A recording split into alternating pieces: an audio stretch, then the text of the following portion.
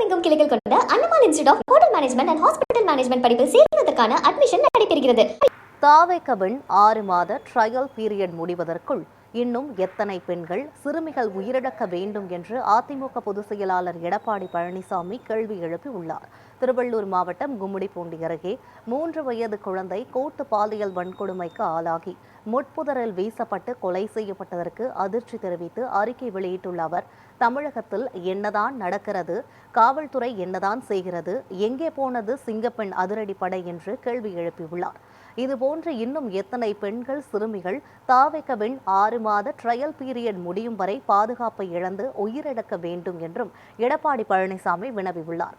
குழந்தை பாலியல் வன்கொடுமை கொலை வழக்கில் தொடர்புள்ள குற்றவாளிகள் அனைவரையும் உடனடியாக கைது செய்து கடும் சட்ட நடவடிக்கை எடுக்க வேண்டும் என்று அவர் வலியுறுத்தியுள்ளார். இனியாவது ஷோ காட்டும் அரசியலை நிறுத்திவிட்டு சீரியஸ்னஸ் புரிந்து சட்டம் ஒழுங்கை காக்கும் செயல்களில் ஈடுபட வேண்டும் என்று அதிமுக பொதுச் செயலாளர் எடப்பாடி பழனிசாமி தெரிவித்துள்ளார்.